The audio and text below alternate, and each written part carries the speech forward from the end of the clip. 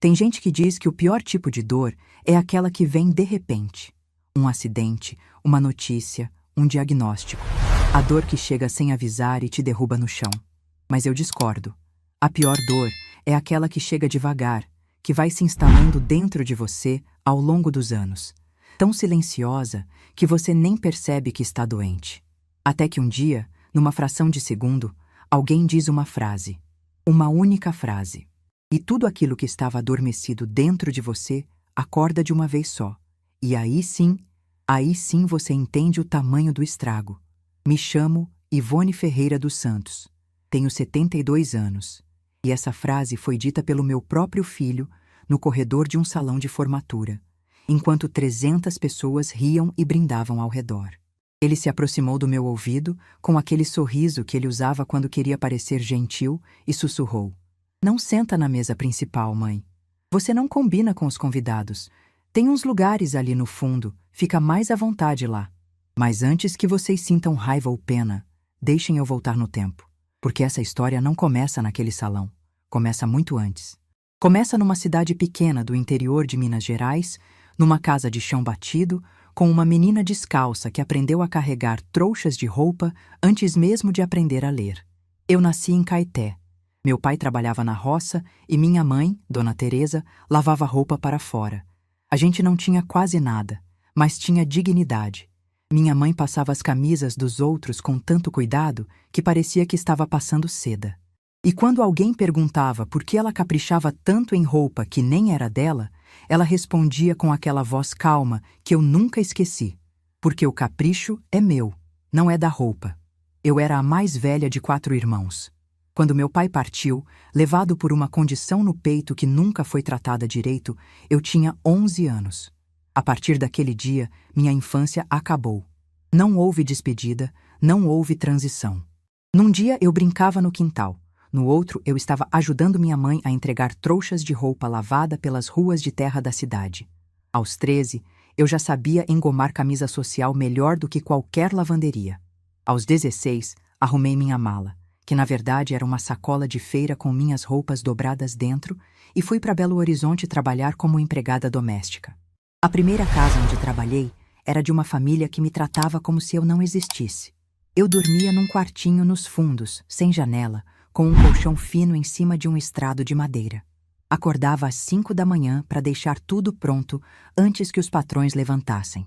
Limpava, passava, cozinhava, servia, recolhia. E quando eles jantavam na sala de jantar bonita, com louça de porcelana e guardanapo de pano, eu comia sozinha na cozinha, de pé, o que sobrava nas travessas. Mandava quase tudo que ganhava para minha mãe e ficava com o mínimo para sobreviver. Vestia roupa que a patroa descartava, calçava sapato apertado que a filha dela não queria mais. E no meu dia de folga, ia à igreja rezar para Deus me dar forças para aguentar mais uma semana. Tinha 16 anos e já conhecia um tipo de solidão que muita gente só descobre na velhice. A solidão de existir num lugar onde ninguém te enxerga. Aos 22 anos, conheci Geraldo. Ele dirigia o ônibus da linha que eu pegava todo domingo para ir à missa. Era um homem calado, de mãos grandes e olhar gentil. Não falava muito, mas quando falava, cada palavra tinha peso. Me pediu em namoro com uma carta escrita à mão, cheia de erros de português, que eu guardo até hoje dentro da minha Bíblia. Casamos no cartório num dia de chuva, sem festa, sem aliança de ouro, sem vestido branco. Fomos morar num cômodo alugado no bairro Lagoinha, com uma cama de casal que ele comprou parcelada e um fogão de 2 bocas que a vizinha nos deu de presente. 2 anos depois, nasceu Renato. E quando eu peguei aquele menino nos meus braços pela primeira vez, aconteceu uma coisa dentro de mim que eu não sei explicar com palavras.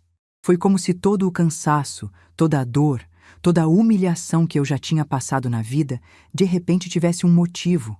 Olhei para ele e fiz uma promessa silenciosa, tão firme que parecia uma oração gravada no peito. Esse menino vai ter tudo que eu nunca tive. Ele vai estudar. Vai ter oportunidades, vai andar de cabeça erguida, ninguém nunca vai olhar para o meu filho de cima para baixo. E foi por essa promessa que eu vivi os próximos 20 e tantos anos da minha vida. Geraldo e eu trabalhávamos como 2 condenados. Ele fazia hora extra todo dia, Pegava turnos de madrugada, voltava para casa com os olhos vermelhos de sono. Eu continuava como empregada doméstica, agora na casa da família Monteiro, no bairro de Lourdes.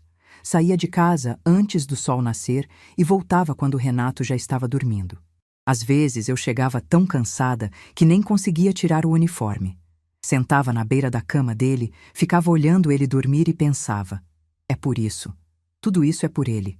Dona Sônia Monteiro, minha patroa, era uma mulher diferente de todas para quem eu já tinha trabalhado. Ela me chamava pelo nome. Perguntava como Renato estava na escola. Guardava livros que ia descartar e me dava para levar para casa. Um dia, me viu lendo um desses livros na cozinha, durante o intervalo do almoço. Em vez de reclamar, sentou do meu lado. Me perguntou até que série eu tinha estudado. Respondi com vergonha que parei na 5ª série porque precisei trabalhar. Ela ficou em silêncio por um momento, e depois disse uma frase que mudou o rumo da minha vida. Ivone, nunca é tarde. Tem supletivo noturno aqui perto. Eu ajusto seu horário para você conseguir ir. Eu achei que era brincadeira. Ninguém nunca tinha me oferecido uma chance assim. Mas Dona Sônia cumpriu cada palavra.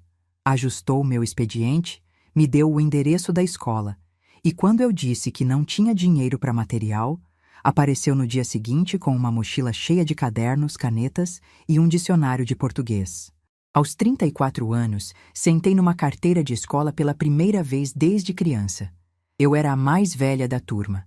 Tinha gente da metade da minha idade ali, e eu sentia uma vergonha tão grande que nos primeiros dias ficava encolhida na última fila, com medo de abrir a boca. Mas aos poucos fui perdendo o medo. Descobri que aprender me dava uma alegria que eu não sentia há muito tempo. Cada nota boa, cada prova que eu passava, era como se eu estivesse ganhando de volta um pedaço de mim que tinha ficado para trás lá em Caeté. Concluí o ensino médio aos 38 anos. Dona Sônia apareceu na formatura do supletivo com um buquê de flores e me abraçou como se eu fosse da família. Foi a primeira pessoa da minha vida que comemorou uma conquista minha.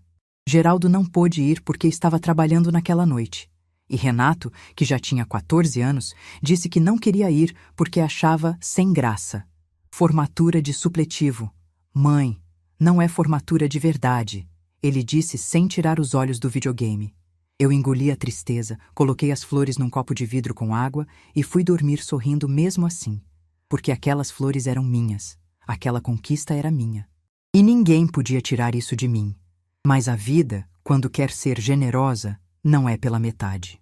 Dona Sônia me apresentou a um programa de extensão da Universidade Federal, ligado a uma fundação que apoiava mulheres de baixa renda em projetos educacionais. Fiz um curso de educação popular que durou 6 meses e, sem quase perceber como, comecei a dar aulas de alfabetização para adultos no salão da igreja do meu bairro, aos sábados. As primeiras turmas eram pequenas. 8, 10 pessoas. Homens e mulheres como eu, que tiveram os estudos roubados pela necessidade. Pedreiros que assinavam documentos com o polegar. Donas de casa que não conseguiam ler a bula de um remédio. Senhoras que nunca tinham escrito o próprio nome. E quando eu via aquelas mãos trêmulas segurando o lápis pela primeira vez, formando letras tortas no caderno, eu sentia uma emoção tão grande que precisava me virar de costas para ninguém ver que eu estava chorando. Porque eu sabia o que era aquilo. Eu sabia o tamanho daquele momento. Eu tinha sido cada uma daquelas pessoas. Enquanto isso, Renato crescia brilhante. Sempre foi o primeiro da turma, sempre tirava notas altas, sempre se destacava. Quando chegou a hora do vestibular, juntamos tudo que tínhamos e pagamos um cursinho pré-vestibular. Geraldo vendeu o relógio que tinha ganhado do pai dele. Eu fiz horas extras na casa da Dona Sônia. E quando o resultado saiu e o nome de Renato apareceu na lista de aprovados em Direito na Universidade Federal, eu caí sentada no chão da cozinha com o papel na mão, soluçando feito criança. Geraldo me levantou, me abraçou e disse baixinho, com a voz embargada: "A gente conseguiu, Ivone." Foram as últimas palavras de conquista que meu marido me disse. Porque 2 anos depois, um problema sério no coração levou Geraldo embora, numa madrugada de terça-feira. Ele não reclamou de dor, não pediu socorro, simplesmente dormiu e não acordou. Eu descobri de manhã, quando fui chamá-lo para o café. Estranhei o silêncio.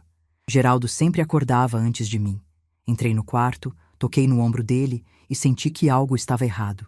A mão dele ainda estava quente quando eu segurei. E eu fiquei ali, sentada na beira da cama, segurando aquela mão. Por quanto tempo eu não sei. Podia ter sido minutos, podia ter sido horas. Só sei que quando finalmente soltei, algo dentro de mim se partiu de um jeito que nunca mais voltou a ser inteiro. Nos dias que se seguiram, eu funcionava no automático. Assinava papéis, recebia abraços, respondia perguntas. Mas por dentro estava oca. A casa ficou grande demais sem ele. O silêncio da madrugada, que antes era preenchido pela respiração dele, virou um vazio que doía nos ouvidos. A dor de perder Geraldo foi um buraco no peito que eu achei que nunca ia fechar. Mas eu tinha um filho no meio da faculdade e contas para pagar. Então fiz o que sempre fiz a vida inteira. Levantei, lavei o rosto, vesti o uniforme e fui trabalhar. Chorava no ônibus, de madrugada, encostada na janela, com o rosto virado para ninguém ver.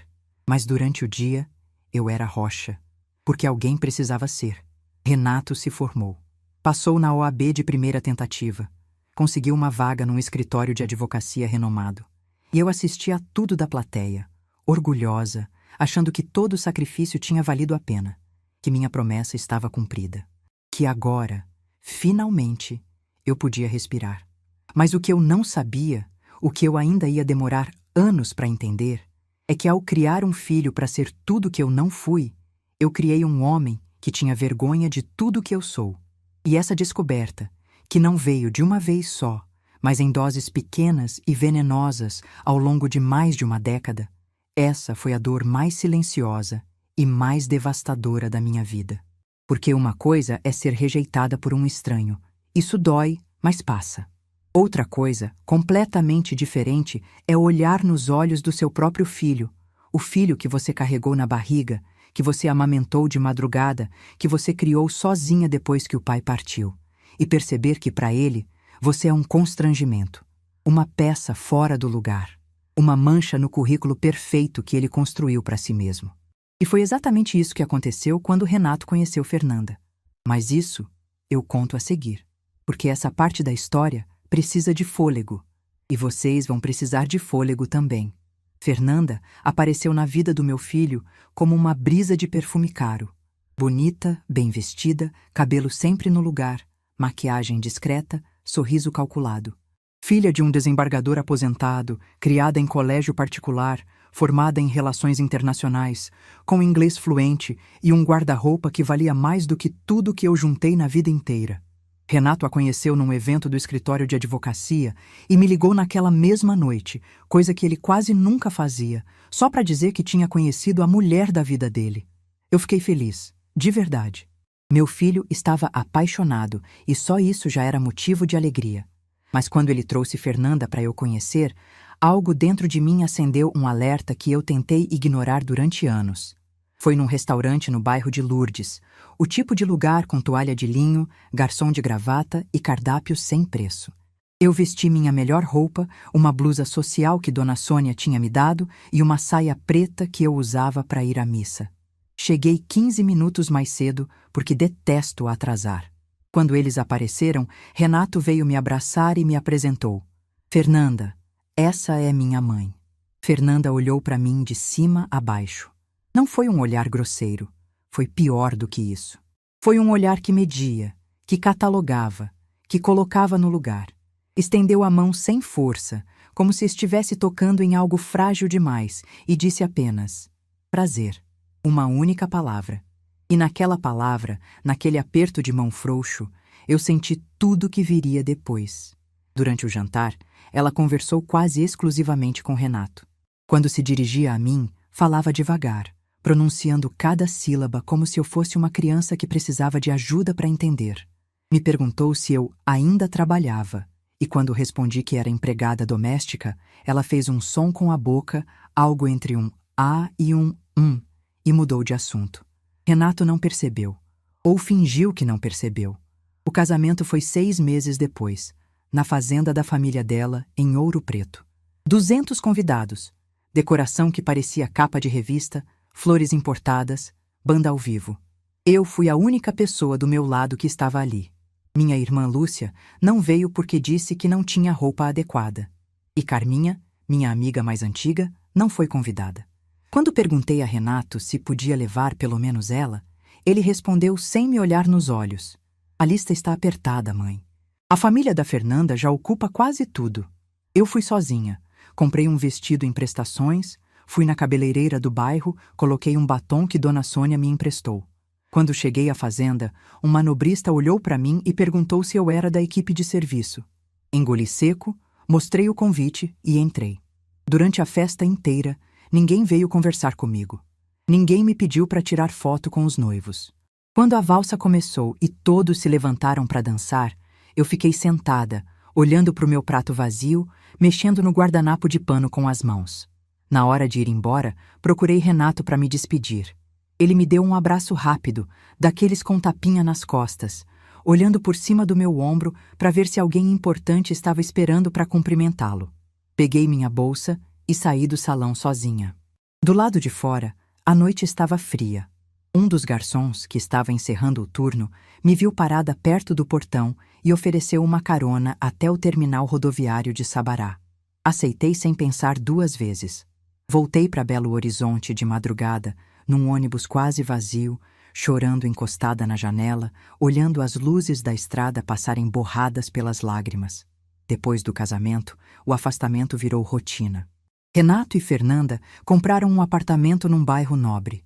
Me convidaram para conhecer, e quando cheguei, Fernanda fez questão de me mostrar cada cômodo como se estivesse fazendo um tour para uma visitante. Tudo impecável, tudo caro, tudo organizado como vitrine de loja. Quando perguntei onde eu poderia ficar se viesse dormir algum dia, houve um silêncio estranho. Fernanda olhou para Renato. Renato olhou para o chão e ela respondeu com aquele sorriso que não chegava nos olhos. "A gente pode ver isso depois, Dona Ivone." Não havia quarto para mim naquela casa. 3 suítes e nenhuma era minha. A mensagem era clara, mesmo que nunca tivesse sido dita em voz alta. As visitas foram ficando cada vez mais raras. Eu ligava, Renato atendia com pressa, dizia que estava em reunião, que retornava depois. Quase nunca retornava. Quando eu aparecia de surpresa, Fernanda abria a porta com aquele sorriso de protocolo e eu sentia no ar que minha presença era tolerada, não desejada. Ficava 1 hora, tomava um café e ia embora antes que alguém precisasse inventar uma desculpa para me dispensar. Então nasceu Guilherme, meu primeiro neto. E quando eu segurei aquele bebê nos braços, senti a mesma coisa que tinha sentido quando Renato nasceu. Aquele amor instantâneo, avassalador, que não pede licença para entrar. Guilherme tinha os olhos do Geraldo. Os mesmos olhos calmos, profundos, que pareciam enxergar além do que as pessoas mostravam. Desde pequenininho, ele me olhava de um jeito diferente. Com curiosidade, com carinho, com uma ternura que eu já não encontrava nos olhos do próprio pai dele. Conforme Guilherme foi crescendo, ele se tornou o único fio que me ligava àquela família. Quando era pequeno, Renato ainda permitia que eu ficasse com ele de vez em quando. O menino adorava quando eu contava histórias da minha infância em Caeté, quando eu fazia bolo de fubá na cozinha e deixava ele lambuzar a colher, quando eu ensinava as cantigas que minha mãe cantava enquanto lavava roupa. Ele me chamava de Vó Ivone, com uma doçura que me fazia acreditar que talvez nem tudo estivesse perdido. Mas cada momento bom com Guilherme vinha acompanhado de um momento que me diminuía. Num Natal, quando Guilherme tinha 3 anos, eu levei uma travessa de tutu à mineira. Receita da minha mãe, que eu fazia desde menina, com o tempero que Dona Teresa me ensinou e que eu nunca mudei. Cheguei à casa deles com a travessa quente, embrulhada num pano de prato que minha mãe tinha bordado antes de partir. Era um pano velho, com as bordas já desfiando, mas para mim valia mais do que qualquer tecido do mundo. Fernanda abriu a porta, olhou para a travessa, olhou para o pano bordado e disse com aquela voz doce que cortava como lâmina: "Ai, Dona Ivone, não precisava se incomodar. A gente já encomendou o jantar de um restaurante, mas fica aí na cozinha, quem sabe alguém come depois." Ninguém comeu. O tutu ficou na geladeira a noite inteira. Quando fui embora no dia seguinte, levei a travessa de volta, vazia de comida e cheia de vergonha. No ônibus de volta para casa, abri a sacola e fiquei olhando para o pano bordado da minha mãe. Passei a mão naquelas linhas gastas e pensei: Dona Teresa, a senhora fez isso com tanto amor. E eles nem olharam. Outra vez, no aniversário de 5 anos de Guilherme, eu preparei um presente especial. Passei semanas montando um álbum de fotos da família. Imagens do Geraldo jovem, de quando Renato era bebê, da minha mãe na porta da casa em Caeté. Colei cada foto com cuidado, escrevi legendas à mão com a minha melhor letra, coloquei numa embalagem bonita. Quando cheguei na festa, Guilherme correu para me abraçar com aquela alegria que só criança tem. Abriu o presente ali mesmo, no meio da sala, e ficou encantado. Passava as páginas devagar, apontando para o avô Geraldo e perguntando: "Esse é o vovô do céu, vó Ivone?" Eu respondi que sim, com um nó na garganta. Ele começou a mostrar as fotos para os amiguinhos, orgulhoso, dizendo: "Olha minha avó quando era nova, olha meu vovô." Até que Fernanda apareceu. Tirou o álbum das mãos dele com aquele gesto eficiente de quem está organizando a bagunça e disse: "Depois você vê isso, filho. Agora vai brincar com seus amigos." Guardou o álbum numa gaveta da estante e nunca mais eu vi. Guilherme me olhou com aqueles olhos tristes, de quem não entende por que tiraram algo que ele gostava. Eu sorri para ele, fingindo que estava tudo bem, e fui para a cozinha ajudar a servir o bolo. Mas por dentro, mais uma rachadura se abria. Conforme Guilherme cresceu, as visitas ficaram mais difíceis. Fernanda o matriculou em aulas de inglês, de tênis, de piano. A agenda dele foi ficando cheia e eu fui sendo empurrada para as margens. Quando eu ligava para falar com ele, Fernanda dizia que estava ocupado.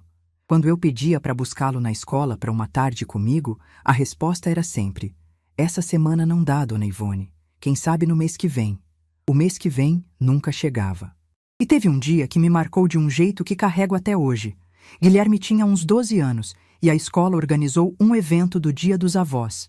Ele me ligou animado, quase gritando no telefone: "Vó, tem uma festa para os avós na escola. Vem, por favor, vem."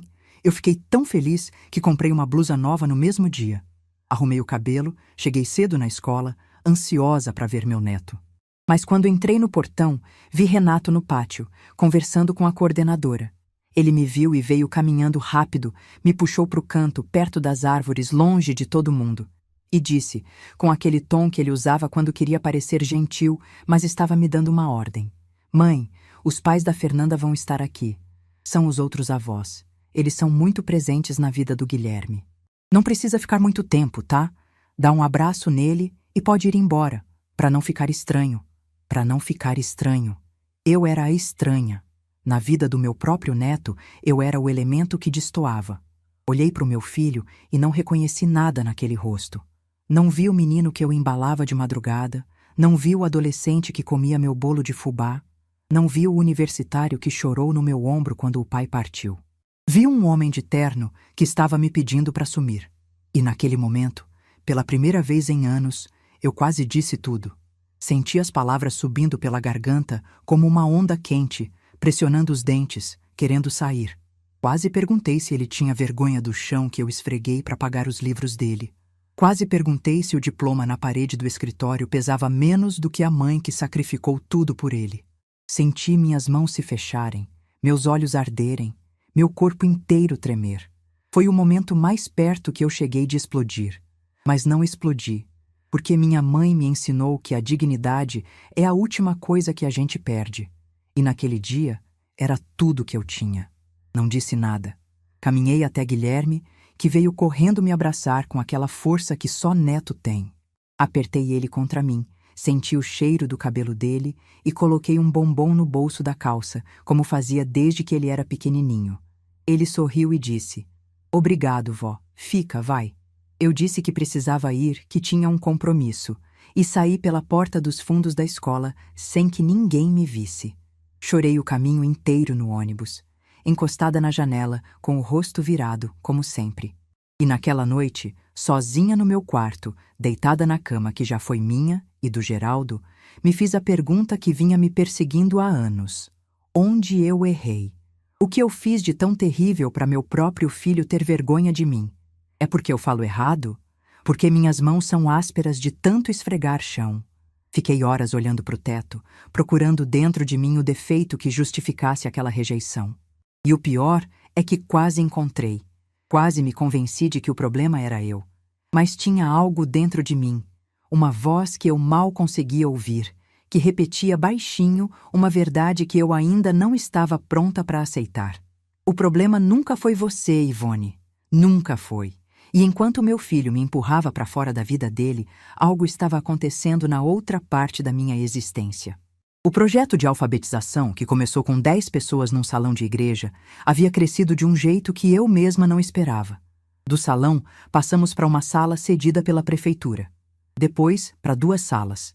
Depois, para um prédio inteiro, com apoio de ONGs e da Secretaria de Educação. Em mais de 20 anos, já eram mais de 2.000 pessoas que tinham aprendido a ler e escrever comigo. Eu era convidada para palestras em faculdades, recebia homenagens, coordenava equipes, tudo isso sem que Renato soubesse. Não porque eu escondia, mas porque ele nunca perguntou. E eu, que tinha aprendido a não incomodar, simplesmente nunca contei. E foi exatamente essa parte da minha vida, essa parte invisível, construída tijolo por tijolo, enquanto ninguém olhava, que um dia, num salão cheio de gente, ia gritar tão alto que ninguém conseguiria ignorar. Mas isso ainda estava por vir. E quando veio, veio de um jeito que nem eu mesma poderia ter imaginado. Foi numa tarde de quarta-feira, dessas tardes comuns que não avisam que vão mudar a sua vida. Eu estava na cozinha do meu apartamento, lavando umas xícaras, ouvindo rádio baixinho, quando o telefone tocou. Atendi, achando que era Carminha, que sempre ligava nesse horário para saber se eu queria ir caminhar na praça. Mas do outro lado da linha veio uma voz que eu não conhecia, formal, de quem trabalha em escritório. Boa tarde, estou falando com a senhora Ivone Ferreira dos Santos? Confirmei, já desconfiada. Pensei que fosse propaganda, cobrança, alguma dessas coisas. Mas a moça se identificou como secretária do gabinete do reitor da Universidade Federal.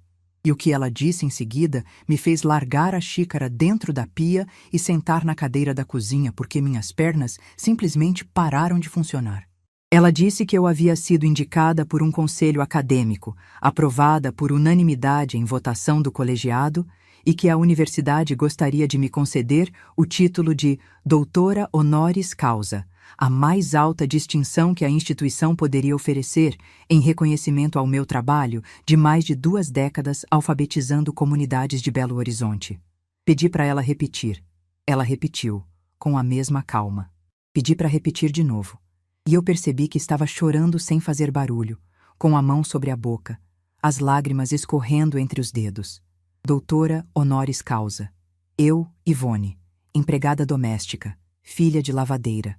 A mulher que aprendeu a ler tarde demais e ensinou outros a ler porque sabia o tamanho daquela dor. Da mesma universidade onde meu filho e meu neto se formaram. A moça explicou que a cerimônia de entrega do título seria feita durante a colação de grau do curso de Direito, na mesma solenidade em que Guilherme ia receber o diploma.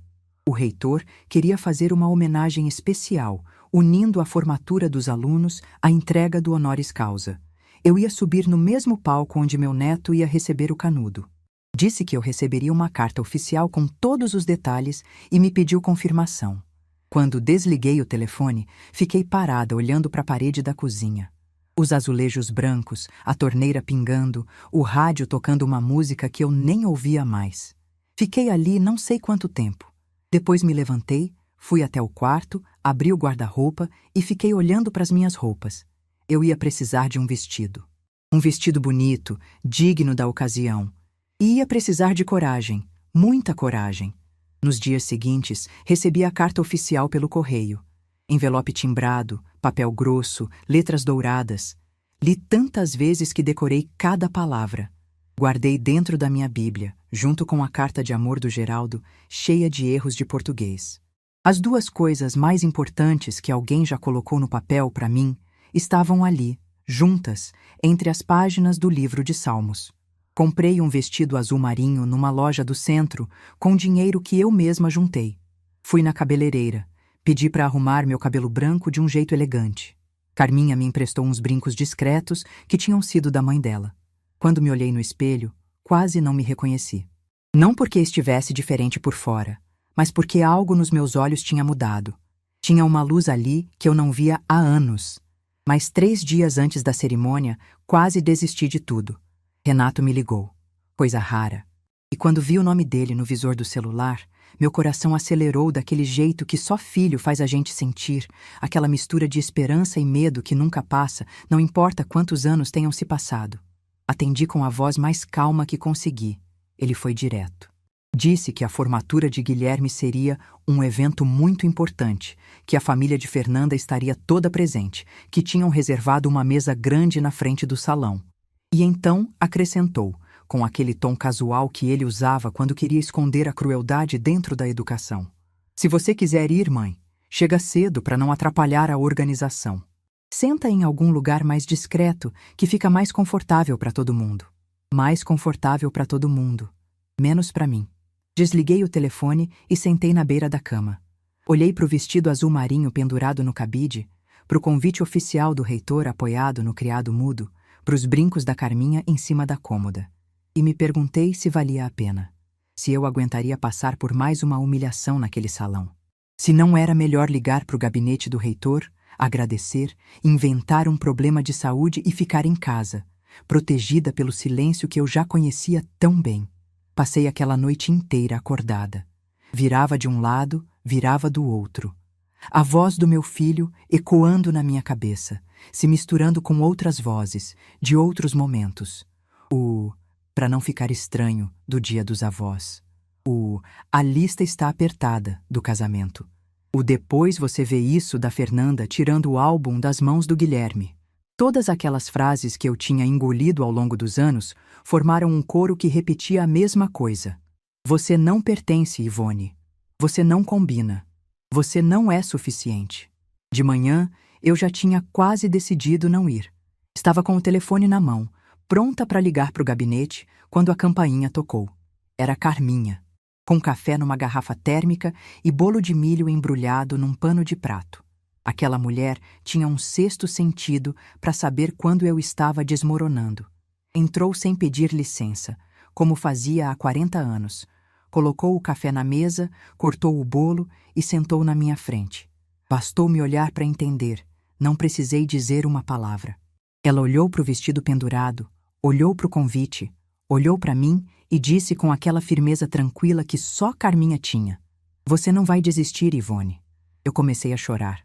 Disse que não sabia se conseguia, que meu filho ia me humilhar de novo, que ia me colocar no fundo do salão como sempre fazia, que eu não aguentava mais sentir que estava sobrando na vida das pessoas que eu mais amava.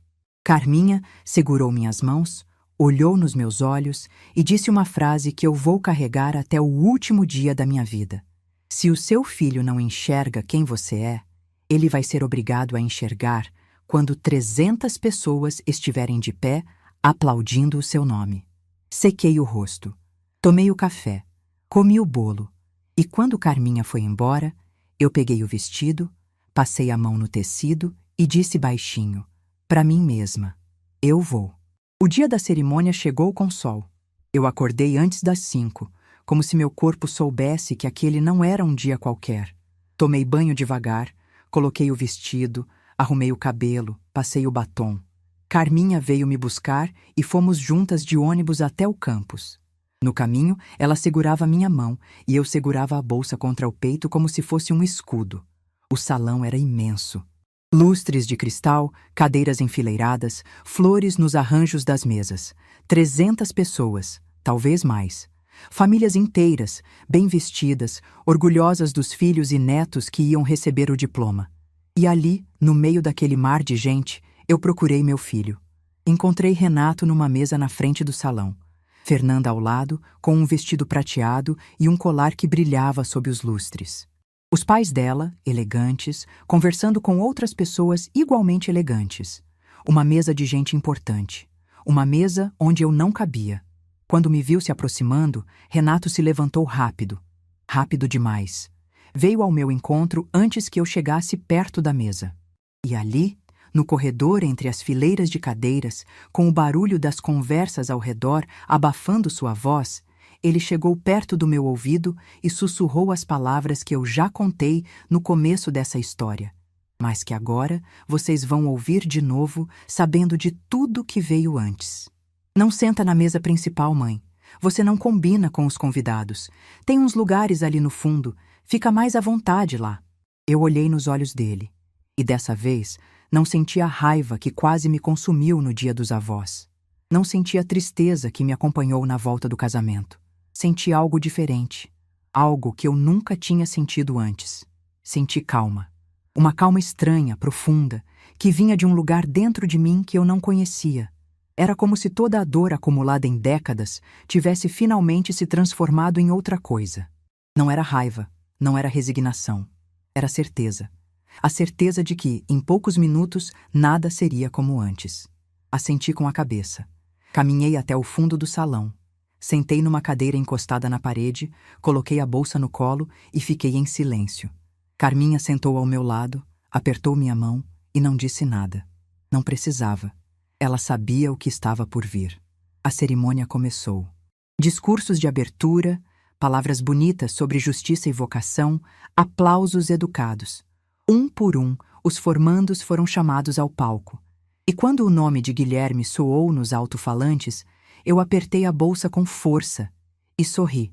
Ele subiu ao palco com aquele jeito tímido que lembrava o avô, recebeu o diploma e, quando voltou para o lugar, fez o que eu sabia que ia fazer. Procurou pelo salão até me encontrar no fundo. Me viu. Levantou o diploma no ar com um sorriso enorme e acenou com a mão livre. Aquele gesto valeu por todos os anos de ausência. Levei a mão ao peito e acenei de volta.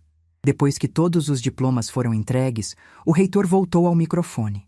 A sala foi ficando em silêncio aos poucos. Ele ajustou os óculos, abriu uma pasta e começou a falar com uma voz grave, pausada, que fazia cada palavra pesar. Disse que aquela noite tinha uma homenagem muito especial. Falou sobre uma mulher que nasceu no interior de Minas Gerais, filha de lavadeira, criada na pobreza. Uma mulher que trabalhou a vida inteira como empregada doméstica e que, aos 34 anos, decidiu voltar a estudar porque acreditava que nunca era tarde demais. Falou sobre uma mulher que concluiu o ensino médio no supletivo e que, em vez de parar ali, decidiu devolver ao mundo o que tinha recebido. Falou sobre mais de 2.000 pessoas que aprenderam a ler e escrever por causa dela. Sobre um projeto que começou num salão de igreja e se tornou referência em educação popular. Sobre uma vida inteira dedicada a dar aos outros aquilo que lhe foi negado. A cada frase, eu sentia meu coração bater mais forte. As pessoas no salão estavam em silêncio absoluto. Algumas já tinham os olhos marejados. O reitor fez uma pausa, olhou para a plateia e disse: "A universidade tem a honra de conceder o título de doutora honoris causa à senhora Ivone Ferreira dos Santos." O salão inteiro se virou. 300 cabeças procurando a dona daquele nome, e me encontraram ali, no fundo, na cadeira encostada na parede, a mulher que não combinava com os convidados. Levantei devagar. Minhas pernas tremiam tanto que achei que não ia conseguir dar o primeiro passo. Carminha apertou minha mão uma última vez e soltou. Comecei a caminhar pelo corredor central. Os aplausos começaram tímidos e foram crescendo, crescendo, até virar uma onda que tomou o salão inteiro. Pessoas se levantando, mãos batendo, olhos brilhando. Quando passei pela mesa da frente, a mesa onde eu não cabia, olhei de relance. Renato estava paralisado, o rosto branco, a boca entreaberta, os olhos arregalados. Fernanda segurava a taça com os dedos tão apertados que não tinham mais cor. Os pais dela se entreolhavam sem entender o que estava acontecendo. E Guilherme, meu neto. O menino dos olhos do Geraldo, o menino que guardava meus bombons no bolso, o menino que disse, "Fica, vai", na porta da escola. Guilherme estava de pé, com lágrimas escorrendo pelo rosto e um sorriso que eu nunca tinha visto nele. Estava aplaudindo com as mãos acima da cabeça, e eu vi nos lábios dele, sem som, a palavra que me atravessou como uma flecha de luz. Vó. Subi ao palco com as pernas bambas e o coração estourando. O reitor colocou a faixa nos meus ombros, me entregou o diploma e me abraçou. Quando ele me deu o microfone, eu olhei para aquele mar de rostos e minha mente ficou em branco por um instante. Respirei fundo e disse apenas: Eu dedico essa homenagem à minha mãe, Dona Teresa, que lavava roupa para os outros e sonhava que os filhos dela pudessem um dia ler os livros que ela nunca leu. E dedico a cada pessoa que acreditou em mim quando eu mesma tinha parado de acreditar. Não mencionei meu filho. Não precisei. A verdade já estava gritando naquele salão sem que eu precisasse dizer uma única palavra. Desci do palco com os aplausos ainda ecoando nas paredes. E enquanto caminhava de volta pelo corredor, com a faixa nos ombros e o diploma nas mãos, eu percebi algo que me fez parar no meio do caminho por um segundo. Pela primeira vez na vida, 300 pessoas estavam me olhando. E eu não estava invisível. Quando desci do palco, o salão ainda estava aplaudindo. Caminhei pelo corredor central com a faixa nos ombros e o diploma nas mãos. E a cada passo que eu dava, sentia uma coisa estranha acontecendo no meu corpo. As pernas que tremiam minutos antes agora estavam firmes. A boca que ficava em silêncio há décadas agora sorria sem pedir permissão. E os olhos que passaram anos olhando para o chão estavam olhando para frente, de cabeça erguida, pela primeira vez em tanto tempo que eu tinha esquecido como era. Não fui até a mesa do meu filho. Não precisava. Voltei para o fundo do salão, onde Carminha me esperava de pé, com os olhos vermelhos e o sorriso mais largo que eu já vi naquele rosto. Ela me abraçou apertado e disse no meu ouvido: "Sua mãe ia estar tão orgulhosa, Ivone, tão orgulhosa." E eu chorei. Mas dessa vez não era o choro de sempre, escondido, encostado na janela do ônibus, com o rosto virado para ninguém ver. Era um choro aberto, limpo, de quem finalmente se permitiu sentir o que merecia sentir. Antes que eu conseguisse secar o rosto, senti 2 braços me envolvendo por trás. Braços fortes, jovens, apertados. Virei e era Guilherme.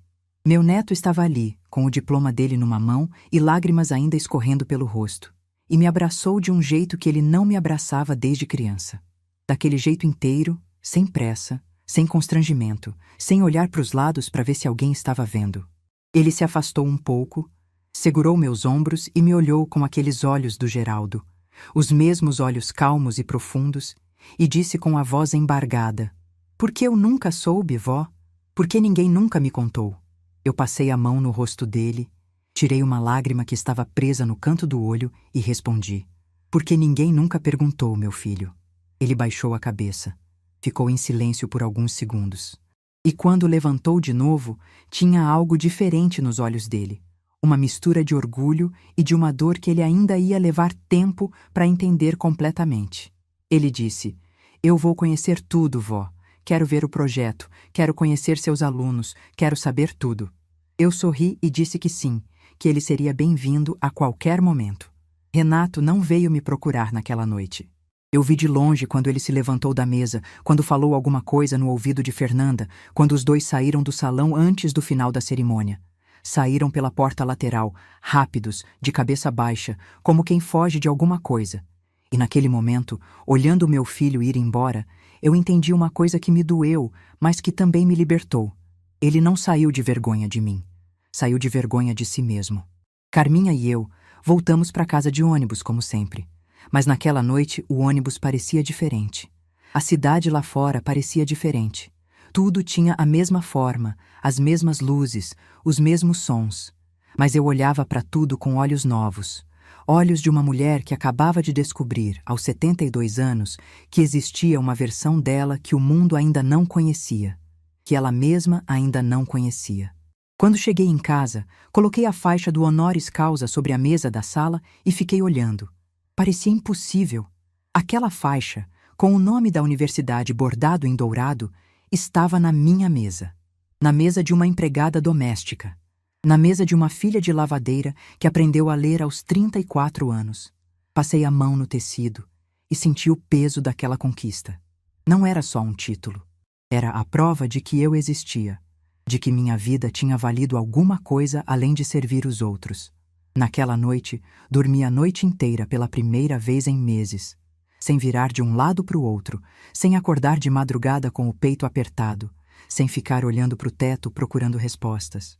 Dormi com a paz de quem finalmente parou de lutar contra si mesma. Guilherme apareceu no meu apartamento 2 dias depois. Veio sozinho, sem avisar, com um buquê de margaridas que ele comprou na floricultura da esquina. Quando abri a porta e vi as flores, pensei imediatamente em Dona Sônia e no buquê que ela levou na minha formatura do supletivo, tantos anos atrás. A vida tem dessas rimas que a gente só percebe quando olha para trás. Ele entrou, sentou no sofá e ficou ali a tarde inteira. Eu fiz café, cortei bolo de fubá, daquele que ele adorava desde pequeno, e contei para ele tudo, desde o começo. Desde o salão da igreja com 10 alunos até o prédio com salas equipadas e uma equipe de voluntários. Mostrei fotos, certificados, cartas de agradecimento de ex-alunos que aprenderam a ler comigo. Ele segurava cada papel com cuidado, lia cada palavra, e eu via no rosto dele aquela expressão que eu conhecia bem, a expressão de alguém que está descobrindo que a pessoa na sua frente é muito maior do que ele imaginava. Numa das cartas, uma senhora chamada Dona Glória escreveu: Professora Ivone, antes de a senhora me ensinar a ler, eu assinava meu nome com o dedo. Hoje eu leio a Bíblia toda noite antes de dormir. A senhora me deu o mundo. Guilherme leu essa carta 3 vezes. Na terceira, não conseguiu segurar e chorou. Antes de ir embora, ele me perguntou uma coisa que me pegou desprevenida. Vó, por que a senhora nunca contou para o meu pai? Por que escondeu tudo isso? Eu olhei para ele e respondi com a verdade mais simples e mais dolorosa que eu tinha. Eu não escondi, Guilherme. Eu só parei de tentar mostrar. Porque toda vez que eu tentava mostrar quem eu era, alguém me dizia que aquilo não era importante. Chega uma hora que a gente acredita. Ele ficou em silêncio. Depois me abraçou, apertado, e saiu. Renato apareceu uma semana depois. 7 dias inteiros de silêncio. 7 dias em que eu imaginei todas as conversas possíveis, ensaiei todas as respostas, me preparei para todas as desculpas. Mas quando abri a porta e vi meu filho ali, com os olhos vermelhos, mais magro do que eu lembrava, com uma expressão que eu não via nele desde que era adolescente, aquela expressão de menino perdido, todo o ensaio desapareceu. Ele entrou e ficou de pé no meio da sala, sem saber onde se colocar. Eu fui para a cozinha, coloquei água para ferver, peguei 2 xícaras. Café. Era o que eu sabia fazer quando não sabia o que dizer. Quando voltei com as xícaras, ele estava sentado no sofá, olhando para a faixa do honoris causa que eu ainda não tinha guardado. Coloquei o café na mesa e sentei na poltrona em frente. E esperei. Ele começou devagar. Disse que não dormia direito desde a cerimônia, que Fernanda e ele tinham discutido a noite inteira quando chegaram em casa, que não sabia que eu tinha feito tudo aquilo, que nunca imaginou, que se soubesse teria sido diferente. As palavras saíam atropeladas, misturadas com pausas longas e respirações fundas. E então ele disse a frase que eu esperei a vida inteira para ouvir. Me desculpa, mãe. Eu olhei para o meu filho, para o menino que eu embalava cantando cantigas de Dona Teresa, para o adolescente que achava minha formatura sem graça, pro homem que me mandou sentar no fundo do salão. E senti uma coisa que eu não esperava sentir. Nada. Não senti raiva, não senti alívio, não senti a emoção avassaladora que eu sempre imaginei que sentiria nesse momento. Senti apenas uma tristeza mansa, tranquila, como a tristeza de quem aceita que certas coisas se quebraram de um jeito que não volta a ser como era. Tomei um gole de café, coloquei a xícara na mesa e falei com uma calma que saiu de um lugar que eu não conhecia antes daquela noite no salão. Disse a ele que aceitava as desculpas, que sabia que ele estava sendo sincero, mas que as desculpas não mudavam o que tinha acontecido, não apagavam 20 anos de invisibilidade. Não devolviam os natais em que minha comida foi rejeitada, os aniversários em que meus presentes foram escondidos, os eventos em que eu fui mandada embora para não incomodar. Disse que eu entendia que ele tinha construído uma vida, uma imagem, um mundo onde eu não cabia, mas que o erro dele não foi ter construído esse mundo. O erro foi ter achado que podia me excluir dele sem que isso tivesse consequência. Ele tentou me interromper. Disse que ia mudar, que ia ser diferente, que queria recomeçar. Eu levantei a mão gentilmente e pedi para ele me deixar terminar. Disse que eu não ia cortar ele da minha vida, que eu não queria distância permanente, que não era isso. Eu era mãe dele e ia ser mãe dele até o último dia, mas que a relação entre nós ia mudar, que eu não ia mais me encolher para caber nos espaços que ele me dava. Não ia mais ficar no fundo de salão nenhum. Não ia mais engolir desaforo com sorriso para manter a paz. Disse que se ele quisesse a mãe na vida dele, ia ter que aceitar a mãe inteira. A empregada doméstica, a filha de lavadeira, a doutora honoris causa. Tudo junto, misturado, sem meias versões. E que se Fernanda não conseguisse lidar com isso, o problema era dele resolver, não meu. Renato ficou em silêncio por um longo tempo. O café dele esfriou na xícara sem que ele desse um único gole. Depois de um tempo que pareceu durar uma eternidade, ele levantou, caminhou até a porta e, antes de sair, se virou para mim. Tinha lágrimas nos olhos, mas não estava chorando. Disse apenas: "Eu entendo, mãe, e eu vou tentar." Depois que ele saiu, fiquei sentada na poltrona olhando para a porta fechada e percebi que não estava tremendo, não estava chorando, não estava com aquele nó no estômago que eu sempre sentia depois de qualquer conversa difícil com meu filho. Estava inteira, firme, como se alguém tivesse finalmente colocado os parafusos que faltavam numa estrutura que esteve frouxa a vida toda. Levantei, lavei as 2 xícaras, guardei no armário. Fui até a janela e fiquei olhando a cidade. Belo Horizonte se estendia lá embaixo, cheia de luzes, cheia de gente vivendo suas vidas, lutando suas batalhas, engolindo suas dores em silêncio. E eu pensei em quantas mulheres como eu existiam naquele exato momento. Quantas mães estavam sentadas no fundo de algum salão, encolhidas num canto da própria vida, aceitando migalhas de respeito porque alguém lhes convenceu de que não mereciam mais do que isso. Peguei o telefone e liguei para Carminha. Quando ela atendeu, eu disse apenas: "Conversamos." Eu falei tudo.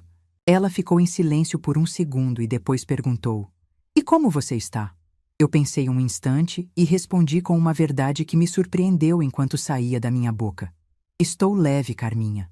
Pela primeira vez em anos, estou leve." Naquela noite, antes de dormir, fui até a cômoda e abri a gaveta onde eu guardava a Bíblia.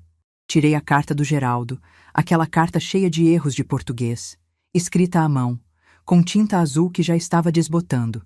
Li pela 1000ª vez. E uma frase que ele escreveu lá no começo, que eu sempre achei simples demais, de repente fez todo o sentido do mundo.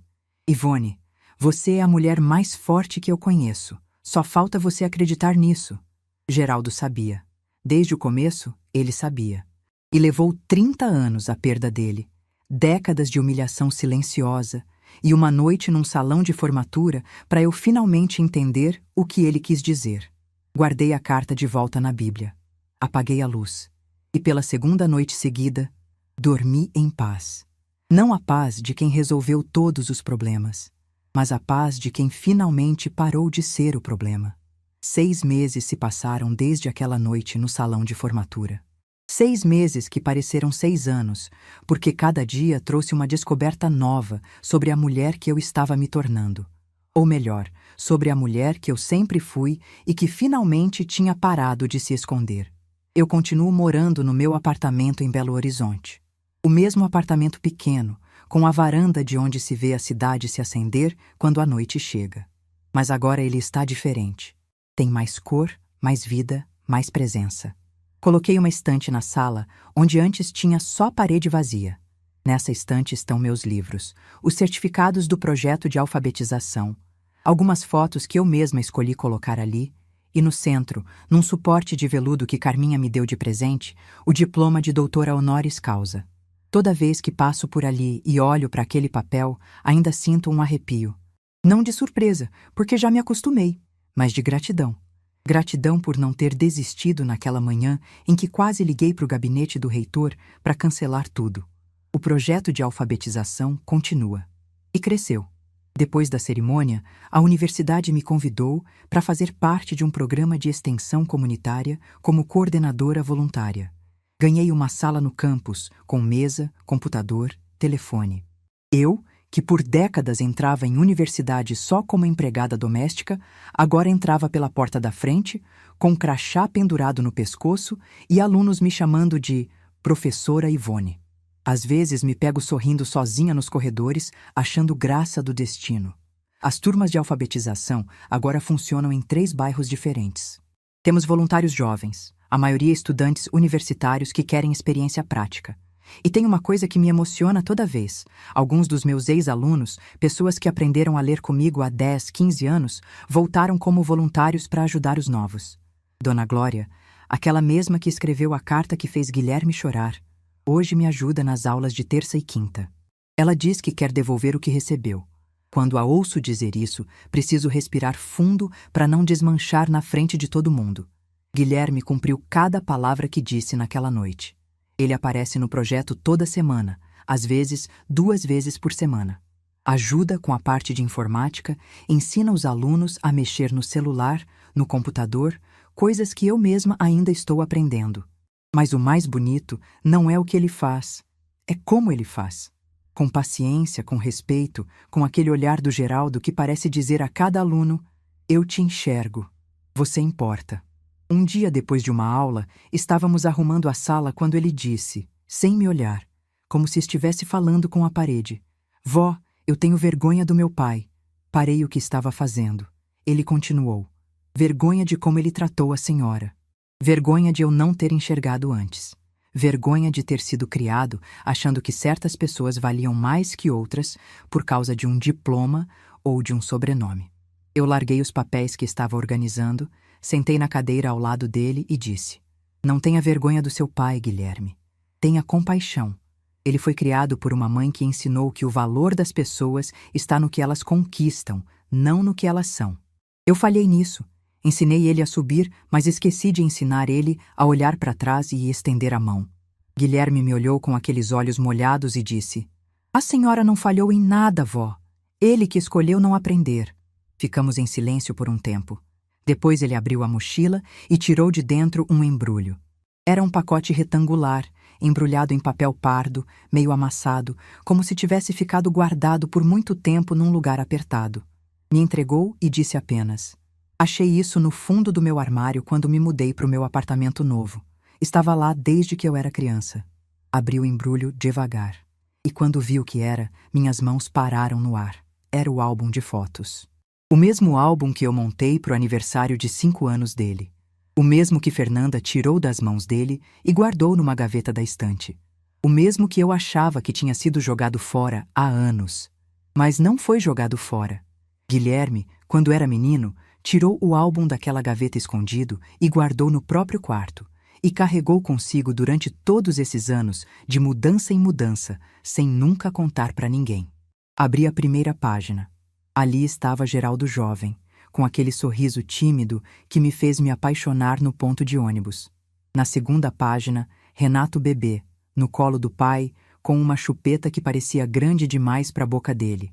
Na terceira, minha mãe, Dona Teresa, na porta da casa de Caeté, com um balde de roupa na cabeça e um sorriso nos lábios que eu reconheceria em qualquer lugar do mundo. As legendas que eu escrevi à mão com a melhor letra que eu tinha ainda estavam ali, um pouco desbotadas, um pouco borradas pelo tempo, mas legíveis. E na última página, uma que eu tinha esquecido que existia, eu tinha escrito uma dedicatória para o meu neto Guilherme, para que ele sempre saiba de onde veio. Com amor, vó Ivone. Segurei aquele álbum contra o peito e chorei. Chorei pelo menino de 5 anos que escondeu um presente da avó no fundo do armário, porque sabia, mesmo sem entender por quê, que aquilo era importante demais para ser esquecido.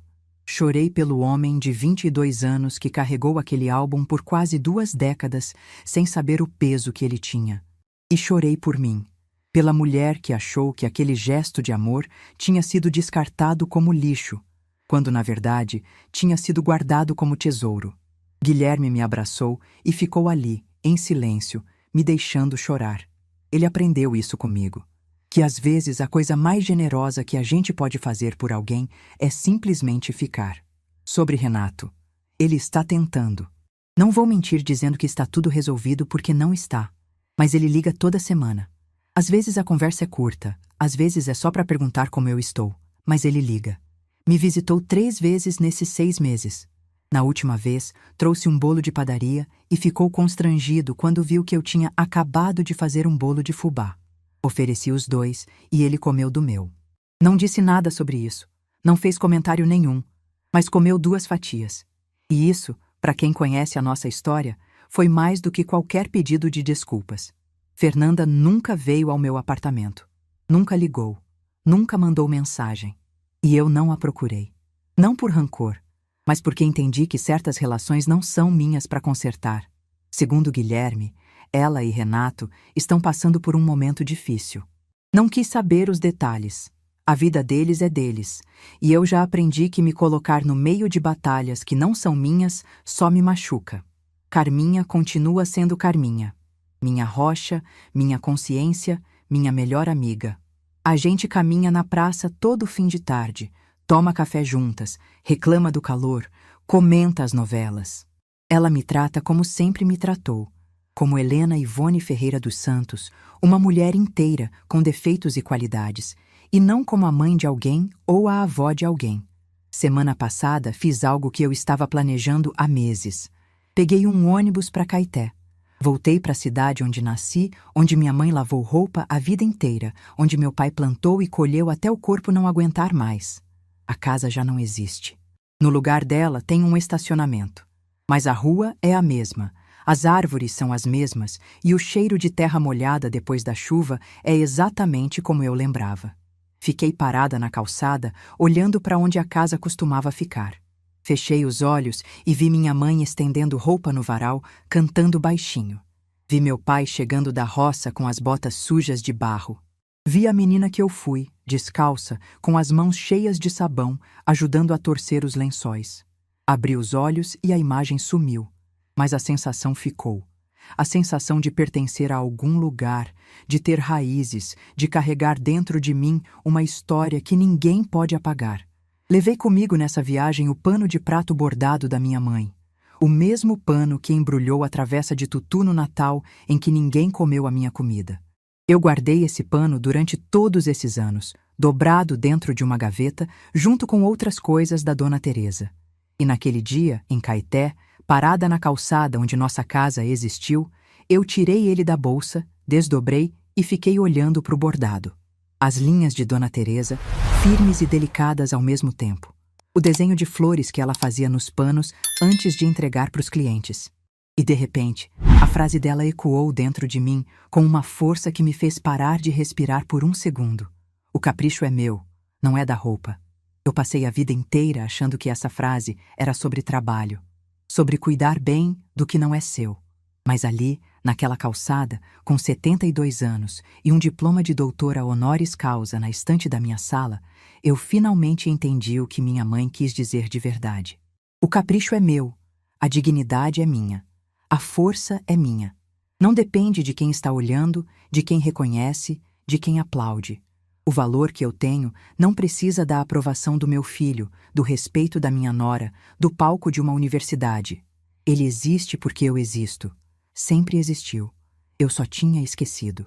Dobrei o pano da minha mãe com cuidado e guardei de volta na bolsa. Caminhei até o ponto de ônibus, sentei no banco de madeira e esperei. Quando o ônibus chegou, subi, sentei na janela e dessa vez não chorei. Fiquei olhando a paisagem passar, as montanhas de Minas, o céu enorme, as cidadezinhas no caminho, e senti algo que eu vou tentar descrever, mesmo sabendo que as palavras não vão dar conta. Senti que estava inteira. Não inteira porque todos os problemas foram resolvidos. Não inteira porque meu filho me ama como eu gostaria. Não inteira porque o mundo finalmente me enxergou. Inteira porque eu me enxerguei. Porque eu parei de procurar nos olhos dos outros a confirmação de que eu era suficiente e encontrei essa resposta no único lugar onde ela sempre esteve, dentro de mim. Quando cheguei em casa naquela noite, coloquei o pano bordado da Dona Teresa ao lado da faixa do honoris causa, na estante da sala, os dois juntos. O bordado de uma lavadeira e o diploma de uma doutora, a mesma mulher, o mesmo capricho, a mesma dignidade. E hoje, enquanto conto essa história para vocês, eu olho para essa estante e sei exatamente quem eu sou. Sou filha de Dona Teresa, que lavava roupa para os outros com a mesma dignidade com que lavaria roupa de rainha. Sou viúva de Geraldo, que me escreveu uma carta cheia de erros e cheia de verdade. Sou mãe de Renato, que talvez um dia entenda o que perdeu, talvez não. Sou avó de Guilherme, que guardou um álbum de fotos num fundo de armário durante 17 anos, porque acreditou que a história da família dele merecia ser lembrada. Sou professora de mais de 2.000 pessoas que aprenderam a escrever o próprio nome por minha causa. Sou doutora honoris causa de uma universidade federal. E sou, acima de tudo, Ivone. Simplesmente Ivone. Uma mulher que demorou 72 anos para entender que nunca precisou pedir permissão para existir.